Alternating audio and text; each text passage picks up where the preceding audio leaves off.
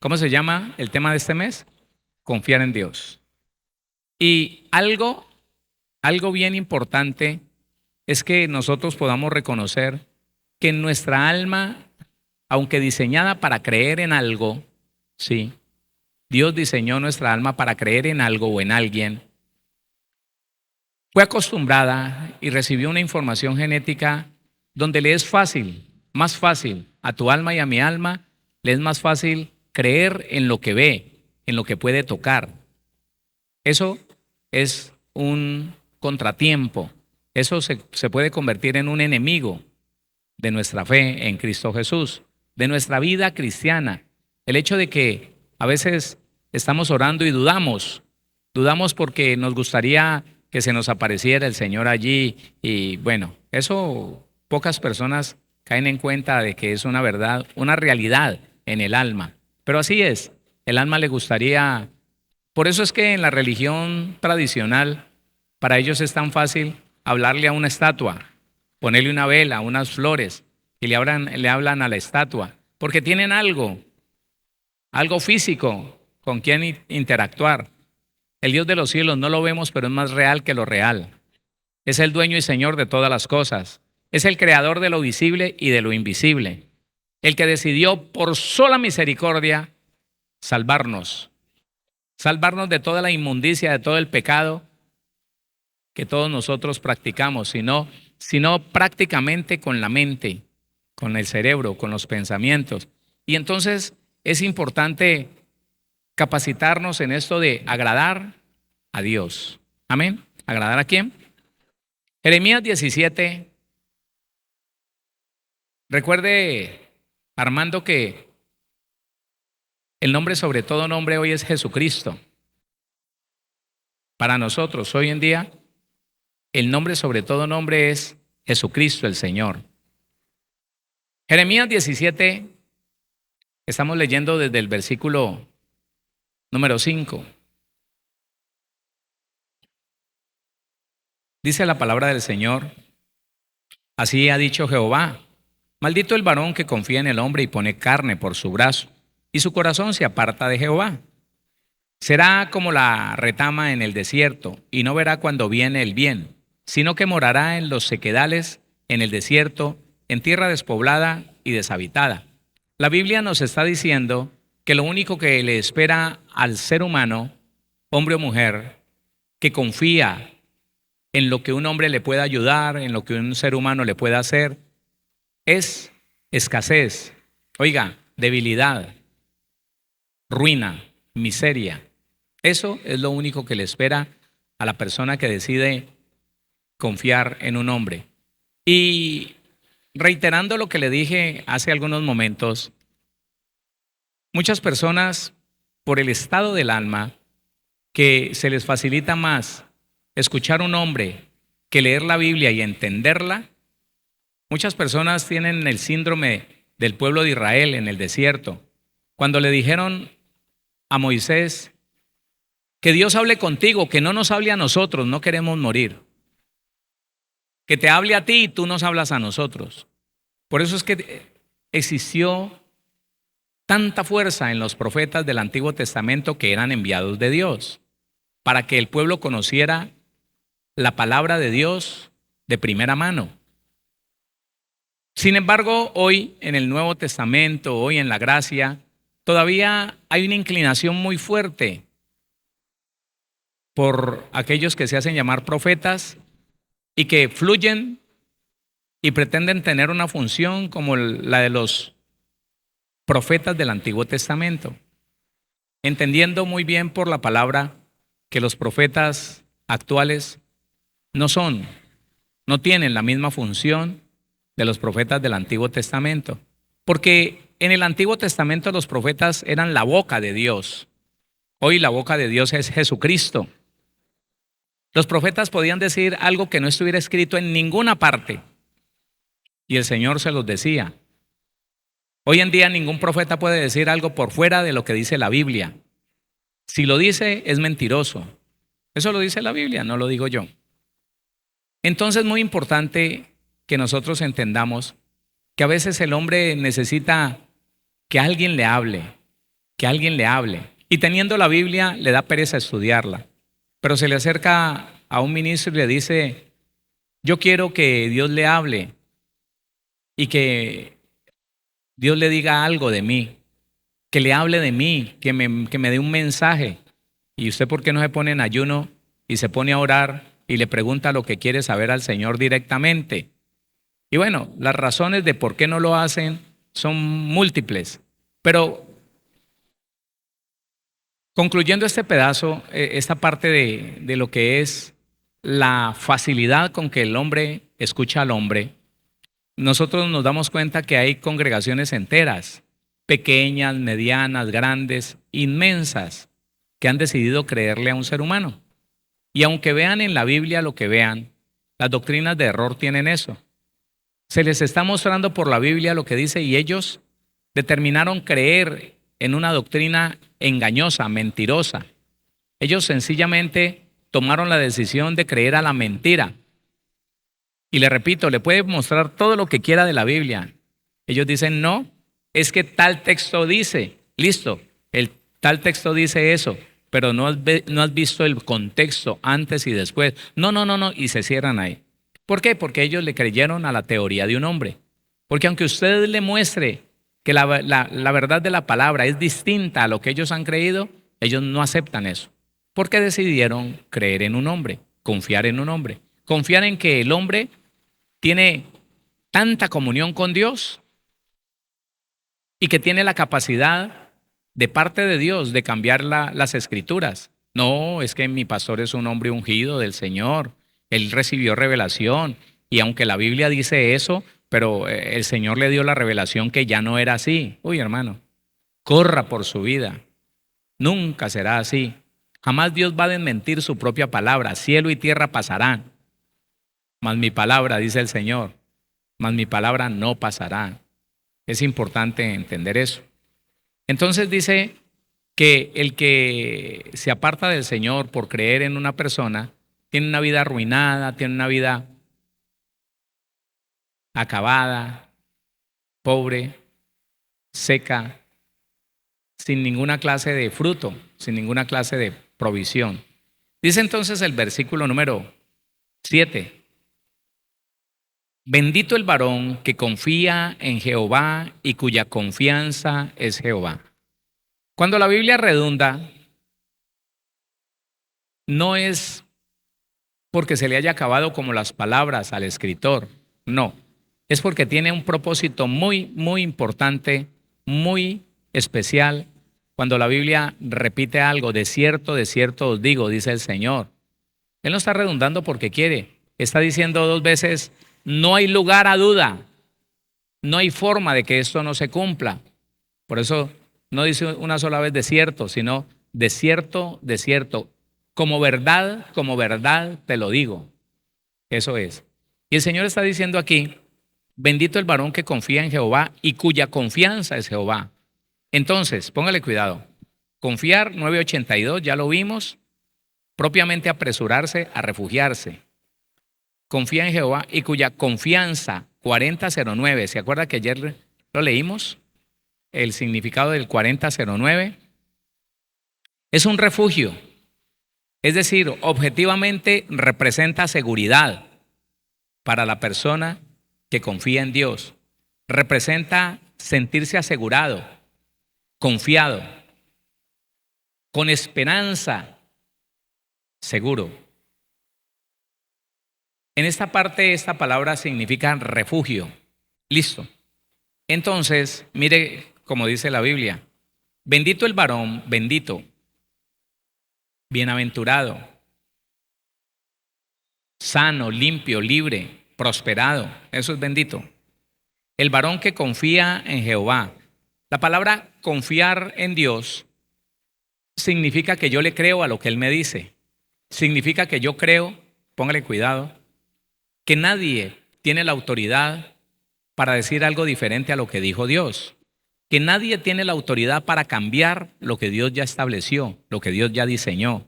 Que nadie tiene la autoridad para pasar por encima de Dios y afectarlo a usted o afectarme a mí como quiera.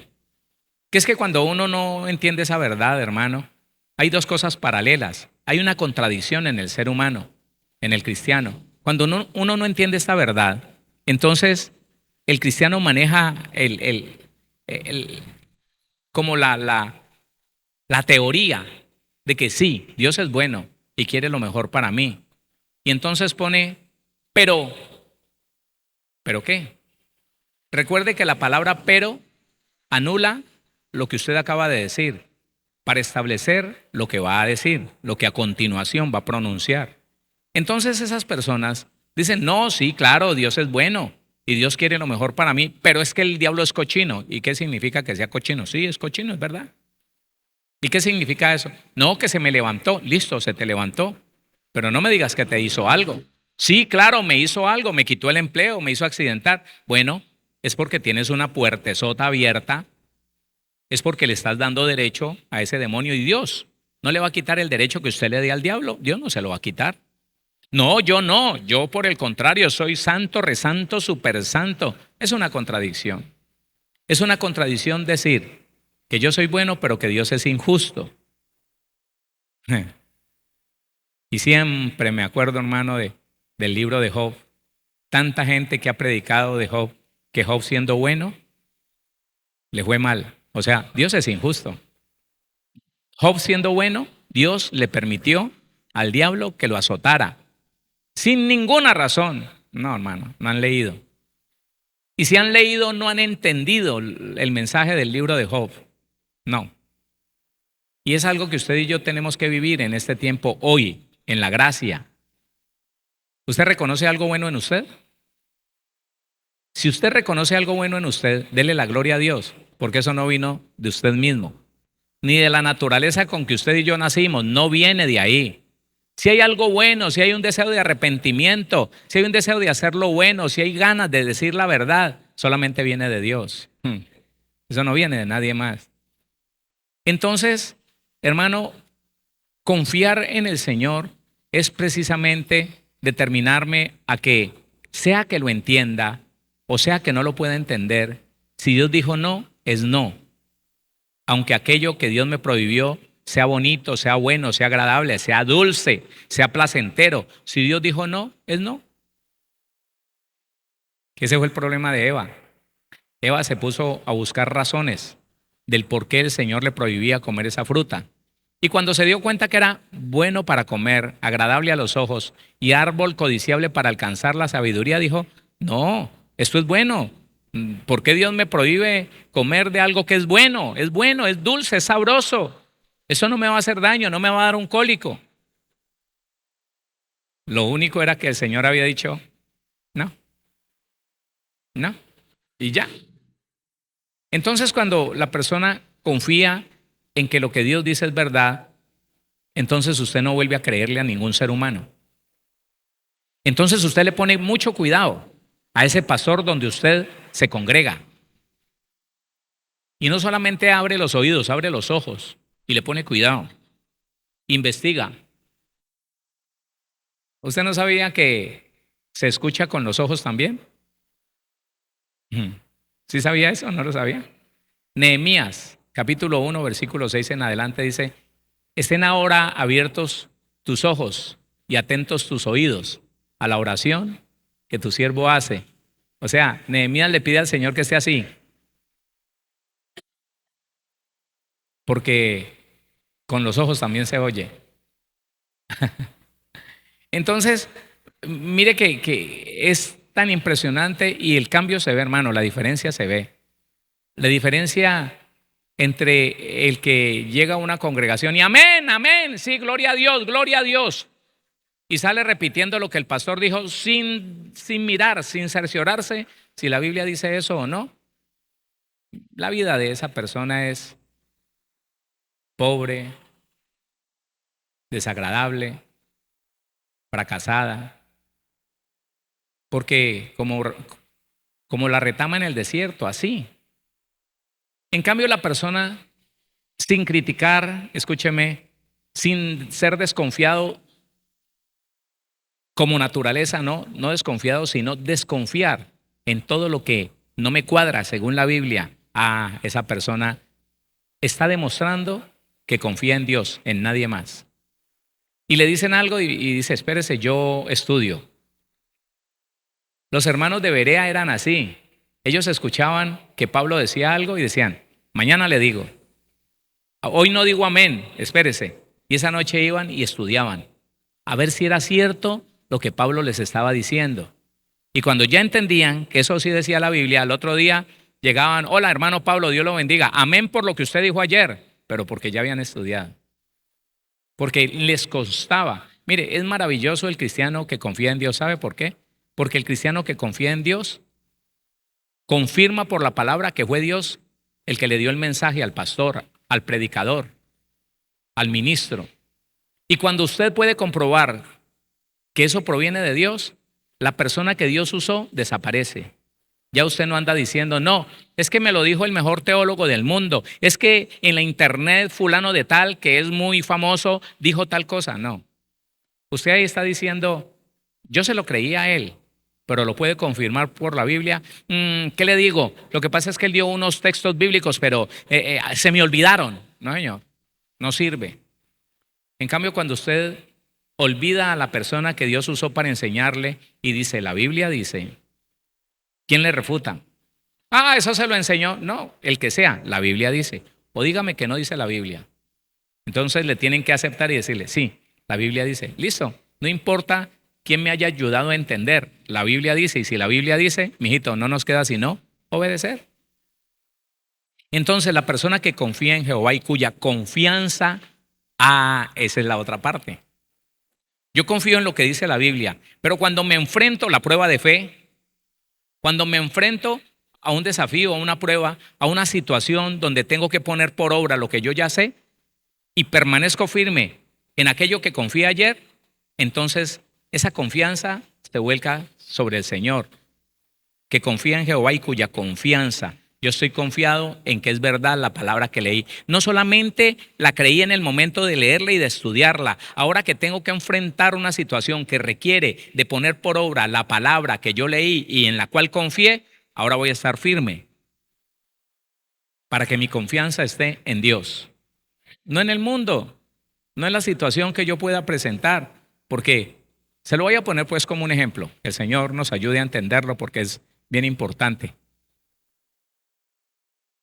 La persona dice, ora y dice, sí Señor, ahora creo Señor, que conforme a tus riquezas en gloria, tú me proveerás de toda necesidad que yo tenga. Señor, yo necesito una casa y tu palabra me dice que me vas a dar una casa.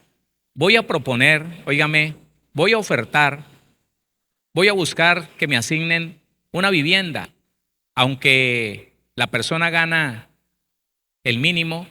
Él en ese momento confió en Dios y fue, hizo los papeles, y cuando llegó frente a la persona que recibe los documentos, la persona que recibe los documentos mira, coge el sello y dice, ¿yo para qué le sello sus documentos si con ese sueldo suyo no le van a asignar ninguna casa?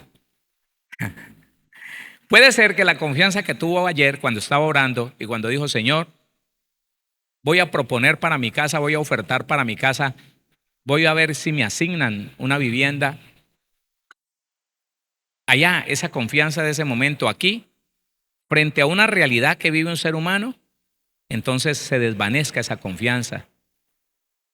Y puede ser que ese cristiano le diga, ¿y qué tengo que hacer? Ese asesor, esa persona le dice, le toca ponerle un poquito más al sueldo que se gana. Mire, si usted vende helados, ponga que 500,000 pesos se ganen los helados, no hay problema. Y si no vendo helados, pues diga que alguien del extranjero le manda dinero, pero no deje ese dinero, no deje ese monto ahí porque no le van a dar nada. Si la persona no se confía en Dios, puede ser que ceda y diga, bueno, pongámosle 500,000 pesos más, pues. Entonces, confió en Dios, pero su confianza no permaneció en Dios. Sí, hagámosle, ¿qué le vamos a hacer? No, yo sé que Dios, con ilegalidad, con mentiras, firmando un documento alterado, no. Y el diablo le hace creer a muchos cristianos que sí, que no importa. Ahí está el Señor para respaldar tu mentira, tu ilegalidad. No, de eso se trata esta palabra. Bendito el, ¿qué? El varón que confía en Jehová y cuya confianza permanece a través del tiempo, cuya confianza permanece enfrentando las situaciones, los diferentes momentos de su vida, cuya confianza es Jehová. Yo confío en el Señor y por fuera de Él no le creo a nadie. Pero mira que se te va a caer. No, yo confío en el Señor y permanezco en la confianza que Dios me ha dado, en lo que he leído, en lo que conozco de Él.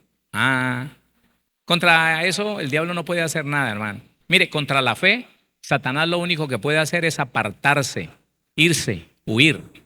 Dice la Biblia: bendito el varón que confía en Jehová y cuya confianza es Jehová, porque será como el árbol plantado, oiga esto tan maravilloso, porque será como el árbol plantado junto a las aguas, que junto a la corriente echará sus raíces y no verá cuando viene el calor, sino que su hoja estará verde y en el año de sequía no se fatigará ni dejará de dar fruto.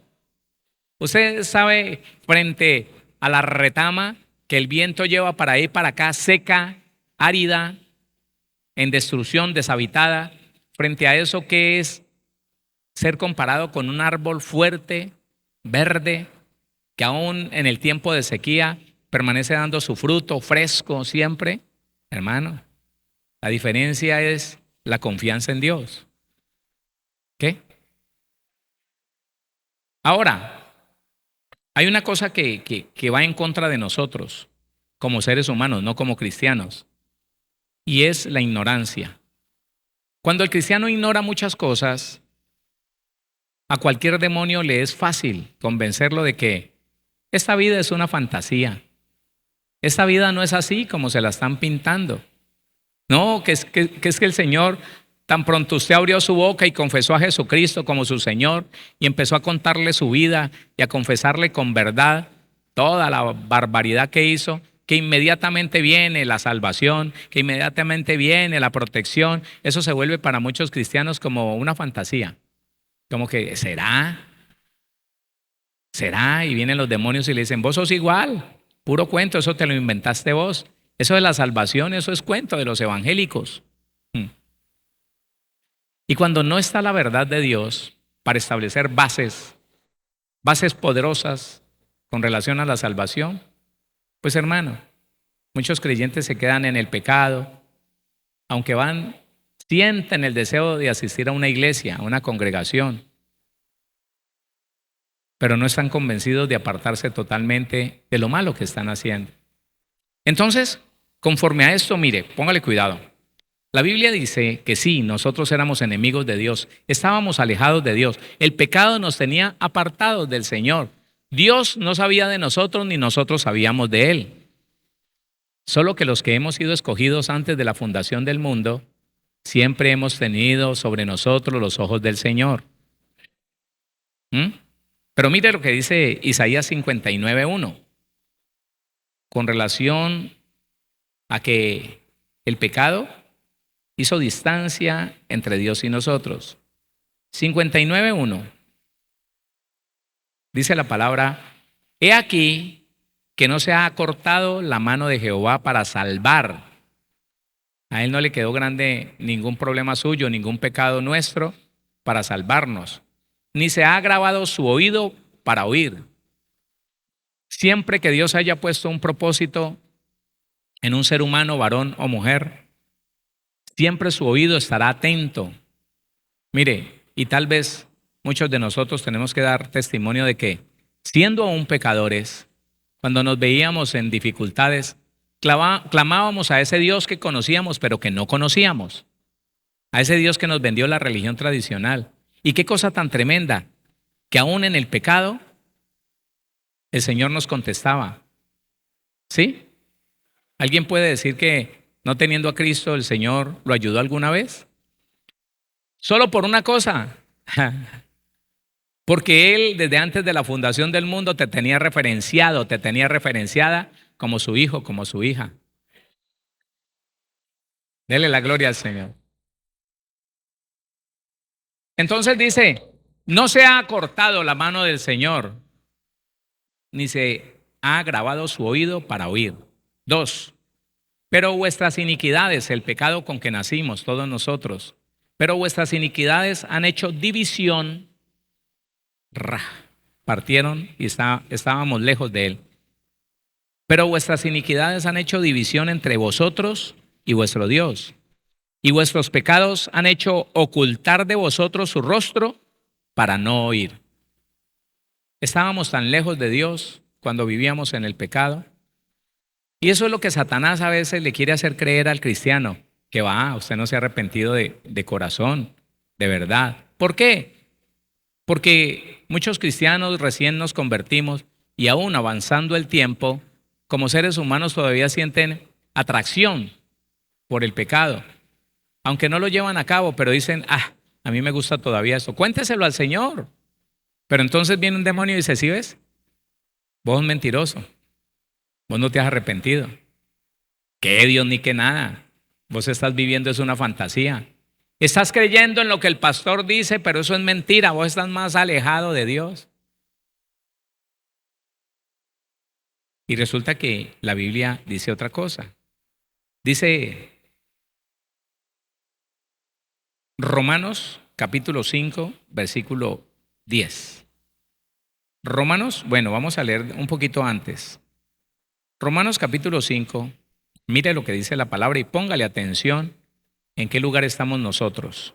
Dice la palabra, justificados pues por la fe. ¿Cuántos han sido justificados por creer en Cristo? Solo por eso, hermanos, sin obras, solo por creer en Cristo. Pastor, que es que yo maté y comí del muerto. ¿Se arrepintió? ¿Le duele haber hecho eso? ¿Lo confesó? No se preocupe, no debe nada. Diferente si con el conocimiento decidimos continuar en lo mismo. Dice, justificados pues por la fe, tenemos paz para con Dios por medio de nuestro Señor Jesucristo, por quien también tenemos entrada por la fe a esta gracia, en la cual estamos firmes y nos gloriamos en la esperanza de la gloria de Dios. Y no solo esto, sino que también nos gloriamos en las tribulaciones, sabiendo que la tribulación produce paciencia. ¿Qué es la tribulación? Esa opresión que llega, ese temor muchas veces, esa ansiedad porque queremos salir rápido de eso, queremos salir rápido del pecado, de la culpa, y como que vamos muy lento. Eso es la tribulación. Sabiendo que la tribulación produce paciencia, aprendemos a esperar en Dios. Y la paciencia produce prueba. Bueno, el Señor siempre va a permitir que se te ponga a tu alcance aquello que un día te esclavizó, para ver cuál es la reacción, cuál es el resultado de la conversión, del nuevo nacimiento. Ahí está. Dice, y la paciencia prueba, y la prueba esperanza, una esperanza bienaventurada. Y la esperanza no avergüenza, porque el amor de Dios ha sido derramado en nuestros corazones por el Espíritu Santo que nos fue dado. Porque Cristo, cuando aún éramos débiles, a su tiempo murió por los impíos. ¿Por quién murió el Señor Jesucristo? ¿Por los religiosos que estaban por allá con las manitos juntas, pero pecando en lo oculto? No. Por el impío, por el pecador, por el que aún se jactaba de su pecado, pero él lo convenció de pecado, de justicia y de juicio. Oiga, y lo puso a entristecerse recordando el pecado que había cometido. Y lo puso a afligirse recordando el pecado que había cometido, con el deseo de salir de ahí rápido. Dice, ciertamente apenas morirá alguno por un justo. ¿Con todo pudiera ser que alguno muriera? No. Con todo pudiera ser que alguno osara morir por el bueno. Mas Dios muestra su amor para conmigo. ¿No usted también? Mas Dios muestra su amor para con nosotros, en que siendo aún pecadores, Cristo murió por nosotros. Cuando Cristo murió, hermano, yo estaba en los genes de mis antepasados, pecadores todos. Cuando nací y crecí, pecador, pero ya Cristo había muerto por mí. Y antes de la fundación del mundo se había fijado en mí y había determinado hacer de mí un hombre santo y sin mancha delante de Él. ¿Usted también? Confíe en eso, hermano. Mire, en los momentos de lucha con su alma, con su carne.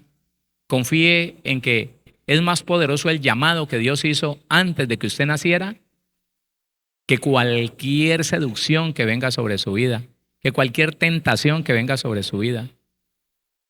Mayor es la selección que hizo Dios con nosotros.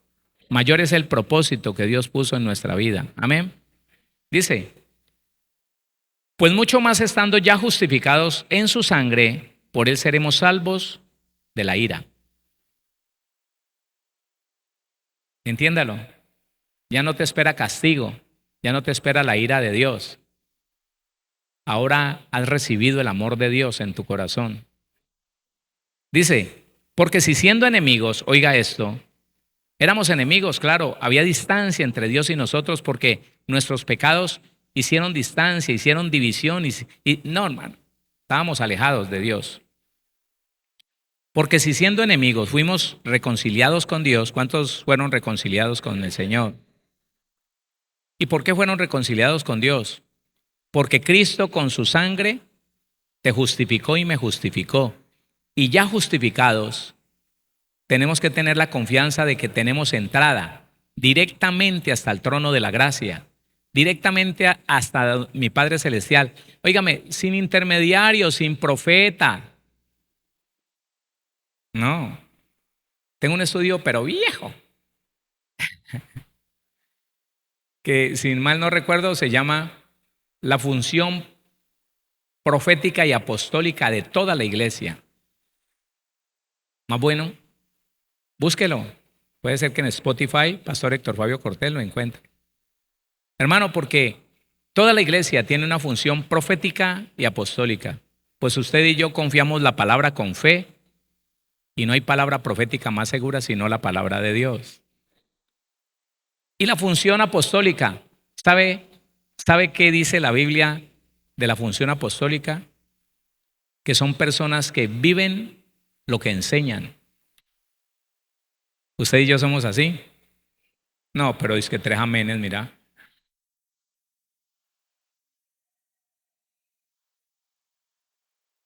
La función apostólica de la iglesia es que le muestran a la gente que Dios realmente cambia, que Jesucristo cambia, transforma.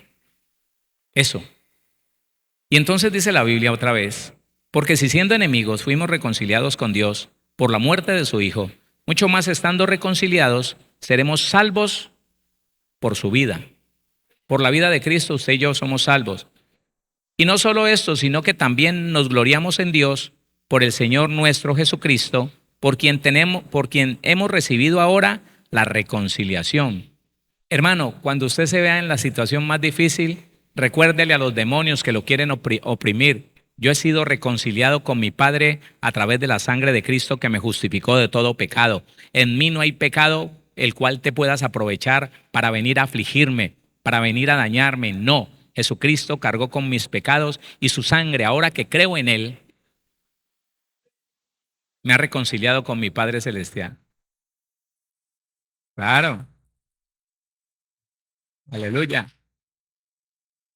Entonces, como estamos hablando de confianza en Dios, hermano, por esta razón usted puede confiar en que nadie lo puede tocar para mal. Porque mi Padre entregó a Jesucristo para que muriera en una cruz por mí. No, yo no sé si usted lo crea, mire, no sé. Dolorosamente toca ser egoísta en este caso. No sé si usted lo crea o no, pero yo personalmente creo que Jesucristo murió por mí. Y por todos aquellos que creen que por amor de nosotros Él fue a una cruz del Calvario, a esa cruz. Entonces, cuando nosotros podemos tener esa confianza, vemos el peligro y le decimos, no, no te creo. No te creo, yo he sido justificado por la sangre de Cristo y no tienes autoridad sobre mi vida. Eso le sorprende, hermano, mire, eso le sorprende a los demonios. Que usted conozca la verdad es sorprendente para los demonios, porque ellos se acostumbraron a enfrentarse a una iglesia ignorante que se ponía a temblar cuando llegaba la prueba, cuando llegaba la opresión. Y corrían, si no estaba el pastor se morían. Pastor, ore por mí, pastor. Pero si tenés el mismo poder que el pastor, Si tenés el mismo espíritu, el espíritu de Dios, el mismo que tiene el pastor, ¿por qué tiene? No, que es que él está más cerquita de Dios. Puro cuento, hermano. Usted ha sido reconciliado por la sangre de Cristo. Puede confiar que todo lo bueno Dios lo puso a tu alrededor, que Dios sembró tu camino de bendición y que mientras determinemos caminar con Él, haciéndole caso, haciendo su voluntad, lo único que vendrá sobre ti será bendición.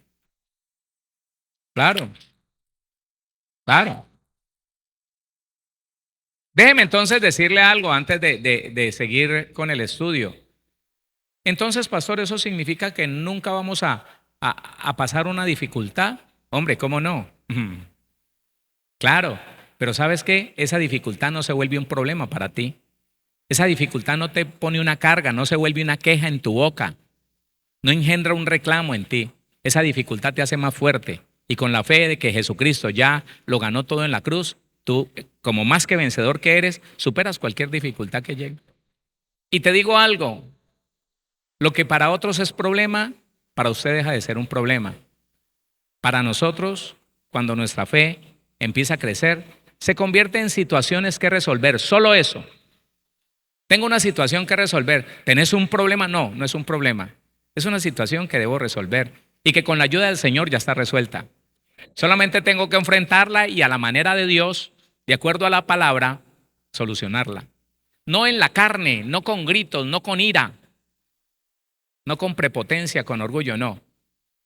No. Con un espíritu manso y humilde y con lo que dice la Biblia. Tengo que reconocer algo, tengo que confesar algo y pedir perdón, lo hago. Y el diablo no se podrá enseñorear.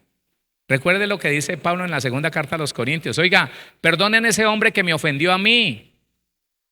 Porque si no lo perdonan, Satanás va a ganar ventaja. No ignoremos sus maquinaciones. Y la iglesia pensando que Dios los estaba aplaudiendo, mirando a su hermano así de lejos y no saludándolo. Uy, este ofendió al hermano Pablo. No merece que lo saludemos. Y Pablo dice, no es verdad, no es verdad. Ya le basta al tal, con haber sufrido tanto tiempo, el rechazo de todos ustedes. Mire, perdónenlo para que Satanás no gane ventaja, porque las maquinaciones del diablo se dan siempre con las contradicciones de los seres humanos, con los pleitos, con las peleas. Ahí es donde se da. Entonces, ¿podemos tener confianza, sí o no? Mire, póngale cuidado. Hebreos capítulo 4, versículo 16. Vamos a leer 2 versículos de Hebreos. 4:16 dice así: acerquémonos pues confiadamente al trono de la gracia. ¿Cómo nos podemos acercar a Dios? ¿Con miedo que vamos a caer consumidos? ¿Con miedo de que nos va a matar? Como en el Antiguo Testamento de que no, acercarse a Dios. Dice, acerquémonos pues confiadamente al trono de la gracia para alcanzar misericordia y hallar gracia para el oportuno socorro. El socorro tiene que ser oportuno. La ayuda no puede llegar cuando el paciente dejó de respirar, no. Y el Señor es especialista en auxiliarnos en el momento propicio, cuando más lo necesitamos. Pero entonces déjeme decirle esto. Cuando la Biblia dice, acerquémonos pues confiadamente al trono de la gracia, le está diciendo, usted tiene derecho a escuchar a Dios y que Dios lo escuche a usted. ¿Quién cree eso? Claro. Acercarse confiadamente al trono de la gracia, al trono de Dios, a nuestro Padre Celestial, es entender, es saber que Dios está dispuesto a escucharme y a dejarme escuchar su voz, a permitirme saber lo que Él me está respondiendo. Porque entonces, ¿para qué es la confianza? No estaría reconciliado Dios si yo me le arrimo a su trono y empiezo a hablar y Él voltea la cara y dice, este tipo está perdiendo el tiempo. Yo no sé qué es lo que está diciendo. Que es a lo que se acostumbró la iglesia. Hablar y hablar, y se acostumbró a que Dios no respondiera y le pareció normal. Y empezó a caminar en sus intenciones, en sus intereses, en su sabiduría, porque Dios no habla, es mentira, hermano. Dios sí habla. Dios sí habla. Claro. Y Él está dispuesto a derramar su misericordia, su gracia y el oportuno socorro cuando más lo necesitamos. Señor, estoy que me ahogo, aquí estoy, yo te saco. Ahí mismo en Hebreos, terminamos con este. Capítulo 13:6. De manera que podemos decir confiadamente, ¿en quién podemos confiar? En el hombre, en el prestamista, en el amigo, en la palanca que tenemos allá en el gobierno. No.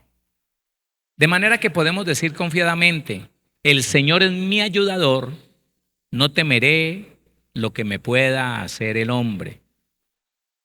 Confiadamente yo puedo decir, que voy a ir. Bueno, venga, pero véngase arrepentidito porque usted no sabe quién me cuida a mí. No le estás amenazando, le estás advirtiendo que tienes un papá poderoso que te cuida. Y puedes estar confiado en eso. Tal vez alguien confíe en un arma, alguien confíe en otras cosas. Bueno, no los criticamos. Pero qué bonito aprender a confiar en Dios.